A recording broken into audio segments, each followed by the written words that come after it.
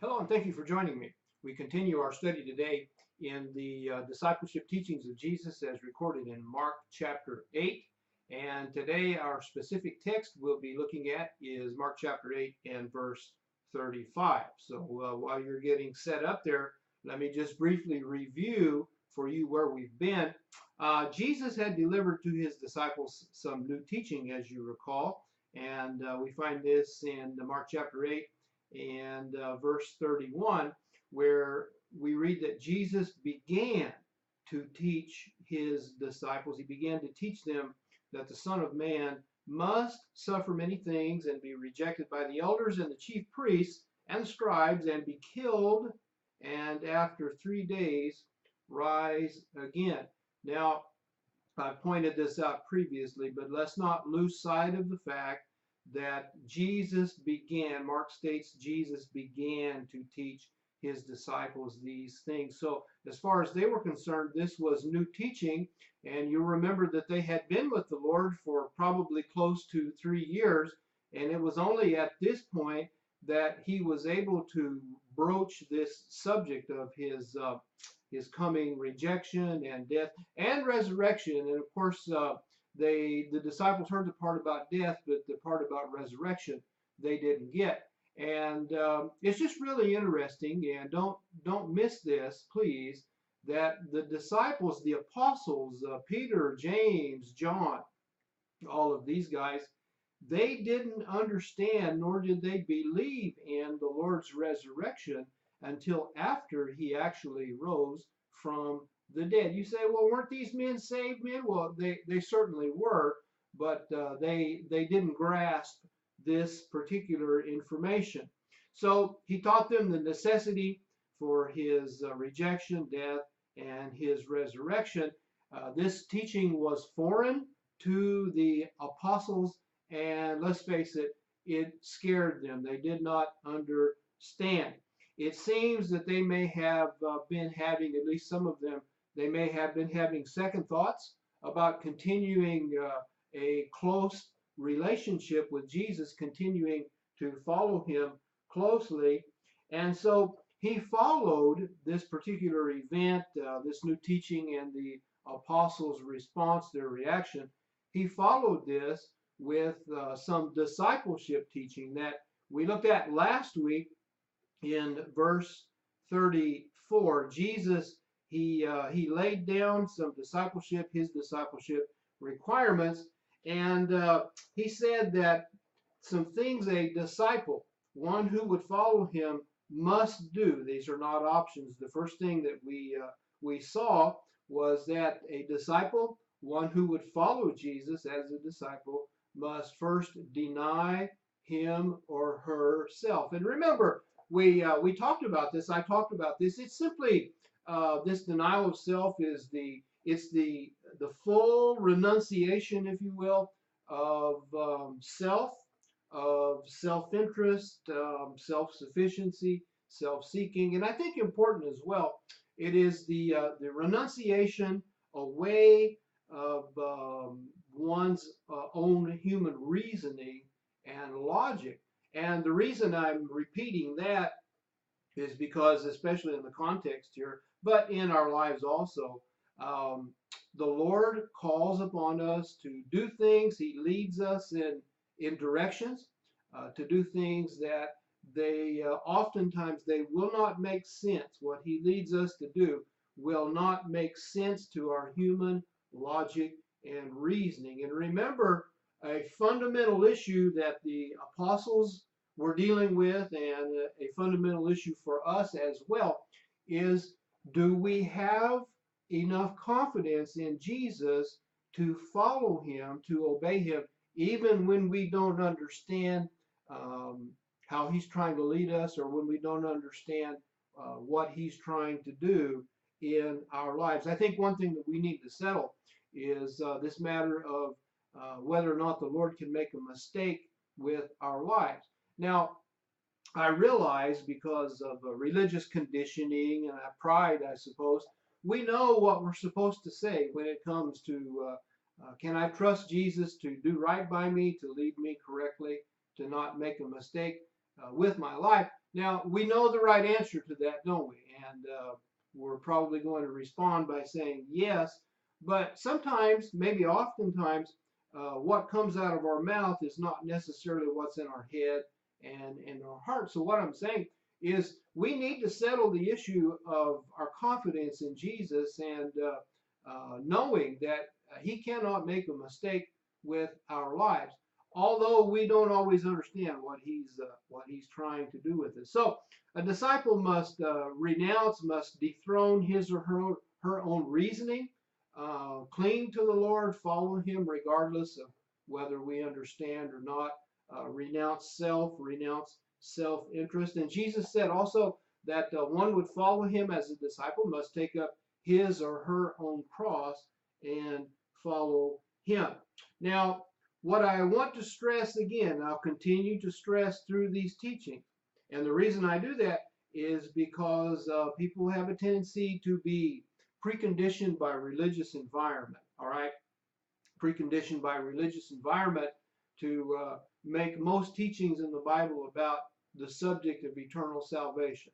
All right, these teachings of Jesus, discipleship teachings, they are not, absolutely not, requirements for receiving eternal salvation. What was the Lord's subject? His subject was discipleship and the requirements of one who would be a disciple. Remember as well, this is very important, Jesus was speaking to whom? He was speaking to his disciples. Now, I realize Mark says that Jesus called the crowd together with his disciples, but he was speaking specifically to his disciples. Yes, others were hearing, others were listening. And again, Matthew, I believe it's in Matthew chapter 10, in his account, Matthew is more specific where he states there specifically, Jesus was addressing these words, these discipleship teachings, to his saved disciples. So what are we talking about here? We're talking about context. We're talking about all important context. We must keep our Bible study, the texts we study, we must keep them in context and never leave our context. We must be honest with the context, and as I have always shared and impressed upon my seminary students when I have taught seminary, we must be consistent. We must be honest, and we must be consistent in our handling of the Word of God.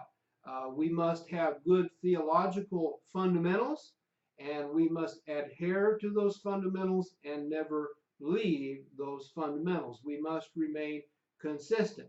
Okay, so enough for a hermeneutics lesson, right? We pick up today, as I said, in verse 35. We're in Mark chapter 8, and again, I'm reading from the New American Standard Bible. But let me read these words of the Lord to you. Jesus is the speaker. He's speaking to his disciples. He says, "For whichever individual wishes to save his life will lose it." Well, that's some interesting wording, isn't it? Let me read it again. Whoever wishes to save his life will lose it. He'll forfeit it. But whoever let me see, I don't have my glasses, excuse me. Whoever loses his life, there we go. Whoever loses his life for my sake and the gospel's will save it. I think maybe I'm starting to relax a little bit more in front of the camera. I certainly hope so. Okay, so what do we have here? Well, let me begin this way. I want to call your attention to something that I believe to be is of vital importance, extremely important, and that is the 4 fours. Now, remember this in your mind. It kind of sticks, has a ring to it. The 4 fours. Now, what do I mean by that? By the way, the 4 fours, the 4 F-O-U-R, fours, F-O-R-S. I call your attention to the fact that verse 35, verse 36, verse 37, verse 38 all begin with the same word, don't they? And that word is for. So we have 4 consecutive fours. Now I'm pointing this out because these are some things that normally we don't catch. We just kind of read over these fours. There are a lot of fours in the Bible, right? And we kind of just glance over them. We shouldn't do that. All right, 4 consecutive fours. Each four reflects the presence of the Greek conjunction gar, G-A-R. These fours, what they do is they link each of these verses, verse 35, 36, 37, 38, they link each of these verses back to verse 34. You'll remember the subject of which is discipleship, the requirements of discipleship. Each consecutive verse, here's what the four is, the significance. Each consecutive verse is an extension of or an expansion upon what's gone before, and particularly specifically in verse 34. The presence of the fours tells us that the content of each successive verse is tied back to the subject matter of verse 34, which is discipleship. So what I want us to get and what's important, Jesus here got on the subject of discipleship, and in these verses he never left it. So what do we have here in verse 35, which begins with one of those 4 fours? Well, we see that Jesus used paradox to impress upon the minds of his disciples, to impress upon their minds some wonderful spiritual truths. And I think you know paradox, how could we define it? It is a truth that is seemingly, on the surface, it is self-contradictory. So what did Jesus say? He said a believer. Now, this information is for believers. Let's not lose sight of that. A believer saves his or her life by losing it. We could say by surrendering it up, as Jesus said, for his sake or for the gospel's sake. Conversely, a believer loses, forfeits the benefit of his or her life by selfishly holding on to it, by attempting to save it. Now, again, we can infer that some of the disciples had been caused to stumble by the new teaching of Jesus about his rejection, about his death, and they had become fearful of continuing to follow him closely. So in their thinking, it probably would have been, a continuing close detachment to Jesus might put us into harm's way. It might threaten the continuation of our physical lives. It might endanger our lives. And so there would have been an element, in my opinion, of some thinking, maybe we need to, as somebody used to say, cool our jets and draw back some from following Jesus so closely. Maybe we don't need to be quite so serious about following Jesus. Okay, so their concern would have been for their physical lives. Jesus, in his teaching, it will be helpful for us. Obviously, that aspect of our physical lives, of a disciple's physical life, could be involved. But Jesus actually had something higher in mind, which involves the spiritual value and outcome of a child of God's life. All right, so this idea of drawing back in order to stay out of perceived danger. And by the way, let me just throw something in here, that the safest place on earth is being right in the center of God's will. Talking about for a child of God, where is the safest place on earth? It is being precisely where Jesus wants you to be. Now, it may be that there's danger or perceived danger. Okay, that's often the case. Or it may even be that, look, if I follow the Lord, man, it looks like my family's not going to be taken care of. All right, so we're dealing with the issue of faith again, but it will be extremely helpful for us to understand that, yeah, there will always be reasons or seem to be reasons for not doing what Jesus wants us to do. Sometimes he leads us into things that may just scare the socks off of us, right? Because we look around at circumstances and we have to make the steps by faith oftentimes. But to be in the center of his will for our lives, it is the safest place to be. Now, I'm certain that you're familiar with Psalm 23:4, when David said, "Yea, though I walk through the valley of the shadow of death." Have you ever stopped and pondered those words? The valley of the shadow of death, a place of perceived danger, things like that, perceived failure or imminent failure or destruction. David said, "Yea, though I walk." I've always liked that. Somebody's pointed this out to me. Walking, David said, "I walk in the valley of the shadow of death." I don't have to run scared. And he said, "I walk through." So there's always an end to problems, see, and whatever problems God allows in our lives, we have to know it is for our benefit and ultimately for his glory.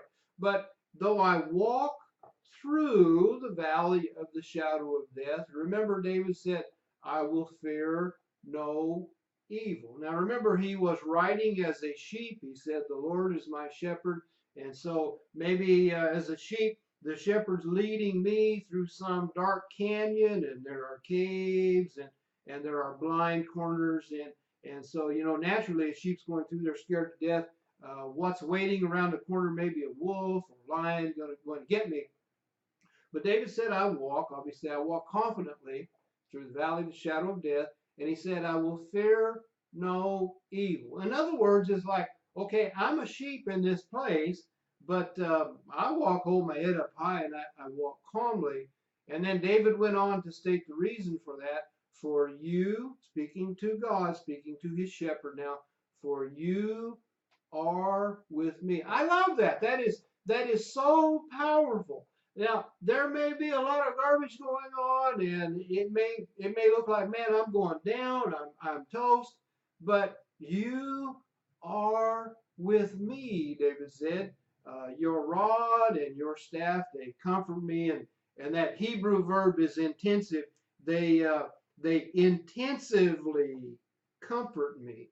So, I've digressed here a little bit, but to get back on this subject, the safest place for me, the safest place for a child of God and for a child of God's family, is to be right smack in the center of God's will for our lives, wherever that may be. Okay, so the disciple, man, I don't know, maybe I need to pull back here a little bit and kind of protect myself. What Jesus is talking about is kind of dangerous. And so while the preservation, again, of one's physical life can be involved, Jesus, he's teaching a higher spiritual principle than just the preservation of our physical lives. Well, let's look at this a little more, and we have to understand the terminology here. So let's spend a little time on this. What did Jesus mean when he spoke of life? What did he mean when he talked about this saving or this losing of one's life? Primarily, he spoke of what I call the child of God's life in terms of the spiritual value of that life, and in terms of the spiritual outcome of that life. Okay, so then that brings up a next question.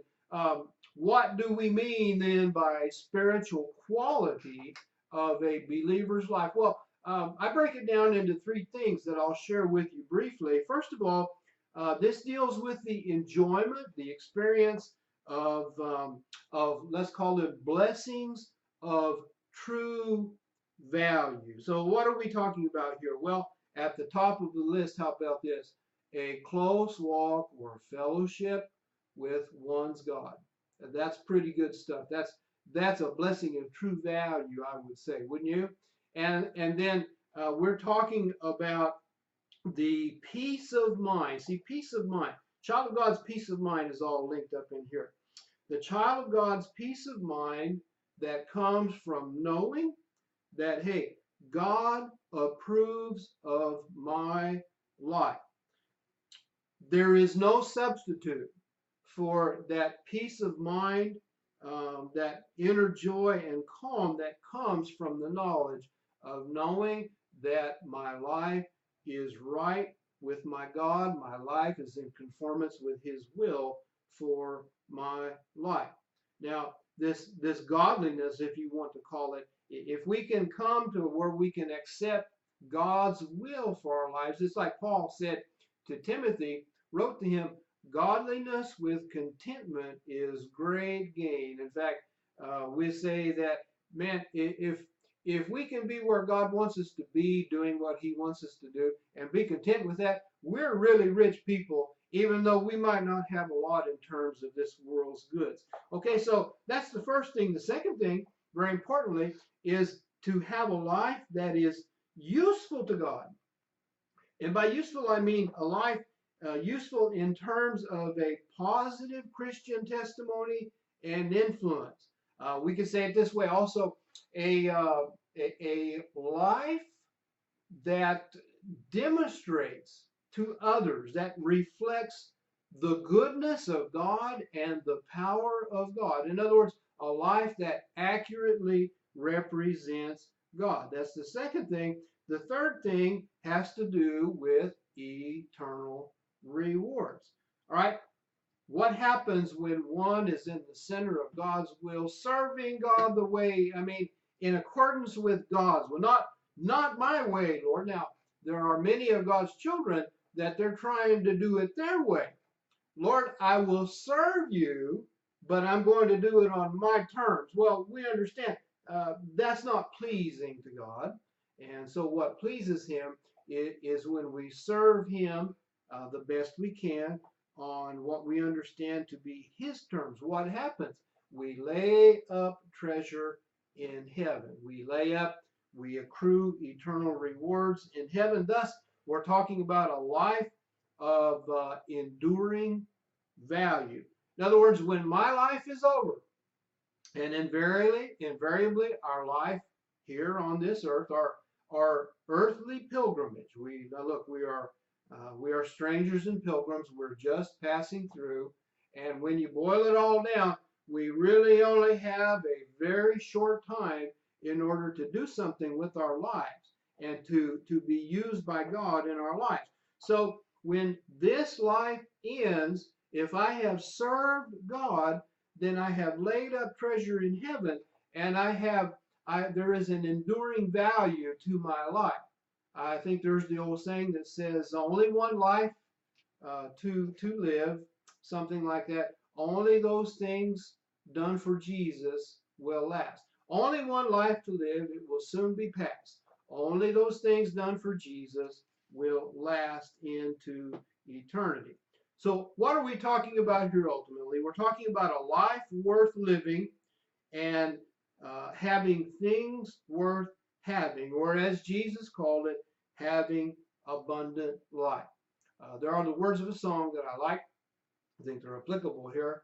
There is a difference in living and living well. Now, I think many children of God, okay, they live, but they really don't live any differently than anybody else in the world. There's a tendency, and we have to be careful of this, of living for the same sorry reasons everybody else lives for. There's a difference in living and living well. Many of God's children, I fear, they live. Maybe they exist, but they don't live well. They don't live abundant life. So the central truth then that we come to today in our study of Mark chapter 8 and verse 35 is a child of God can lose his or her life, or he or she can save his or her life. He or she can save or preserve, maybe that's a better word, preserve the spiritual value and outcome of their life on earth, or they can lose it, they can forfeit it, they can waste it, they can throw it away through selfishness, through disobedience. We save our lives when we renounce our right to be our own person. Uh, we lose. In other words, this is the idea of losing one's life. We save, we preserve the spiritual value and outcome of our lives. We have peace of mind. We have that inner joy of knowing that my life's right with God. All right. We say we preserve these things when we lose our lives. And so what I mean by that is when in response to the Lord's call to yield to Him, we say, okay, Lord, I renounce myself and I give over control of my life to you, the one who is supremely qualified to direct my life and affairs. So this happens, this salvation, this preservation, when we stop trying to be our own boss, and when we make Jesus Christ the Lord of our lives and we follow through on our commitment. One loses, that is, forfeits or destroys the spiritual value of his or her life by refusing to give up self. Okay, so the idea is, I'm not sure I can trust Jesus with my life. I'm not sure he has my best interests in mind. I'm not sure that he can take care of me and my family. Thus, I'm going to retain control. And I'm going to do, okay, I'll serve the Lord, but I'm going to do this on my terms. Okay, so by choosing to maintain control of the one's own life and choices, then I'm going to be trying to serve God maybe on my terms, or it may be just kind of um, not following Him altogether. What's the cost? Now, this is an important question. What's the price that one will pay, a child of God will pay, by seeking to hold on and control his or her life? The cost is lost peace of mind. It is a forfeiture or an absence of direction in life, an absence of meaning and purpose. I mean, I'm talking about a meaning and a purpose that at the end of the day, I can say I'm on the right track and my life is counting.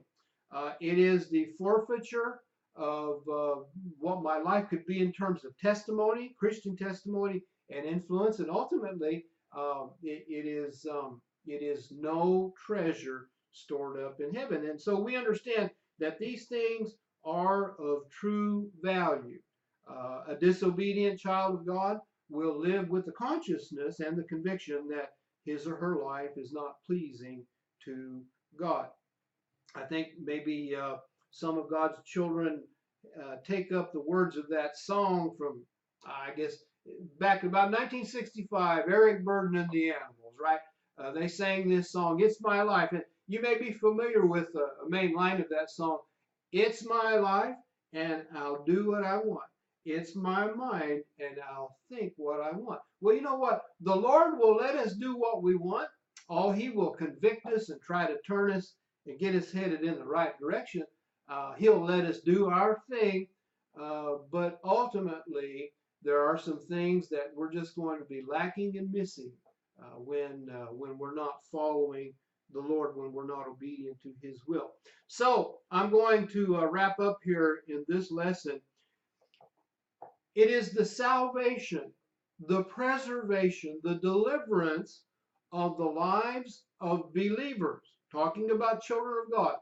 It is the salvation of their lives with which the Bible is primarily concerned. You say, Brother Barker, you're saying that the preponderance of the Bible is not about people being lost and saved. That's exactly what I'm saying. It is not. The Bible is instruction primarily for children of God.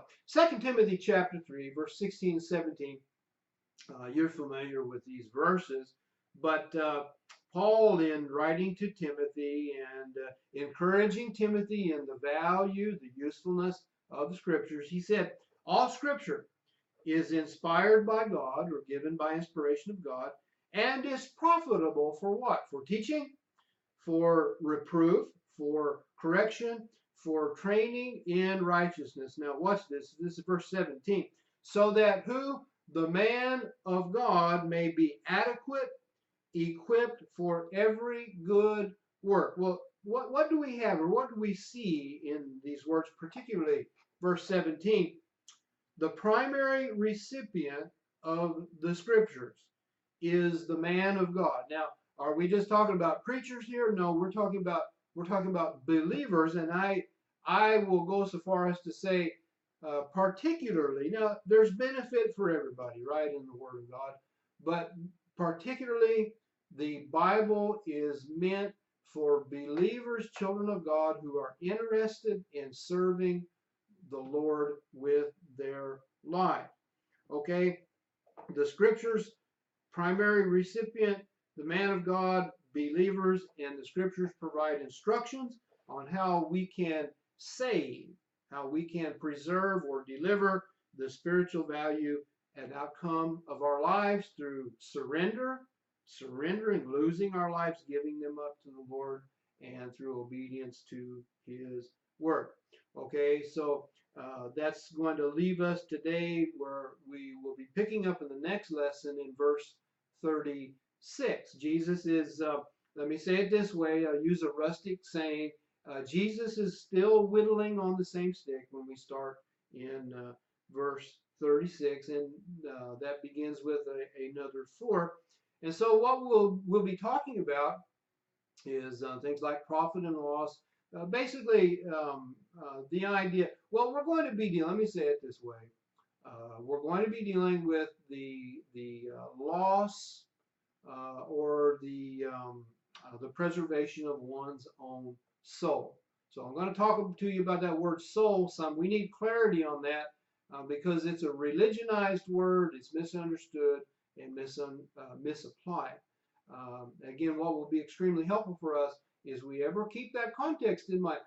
Know the context and never get away from that context. And the context, in this case, will go a long ways in helping us to determine, to establish the meaning of the word soul. So stop there today.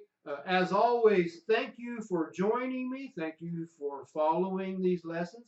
If you've not subscribed to the channel, please do. And if you like this lesson or any of the lessons, don't pay any attention to the ugly guy that you see. But if the teaching, if God is speaking to your heart through His Word, don't be ashamed to hit the like button. I would appreciate that very much. So, as always, the Lord bless you, whether it's night or day or morning when you're watching this. I pray that you'll have a good rest of the morning or a good day. And hope you can join me on the next lesson. Thank you again. The Lord bless you.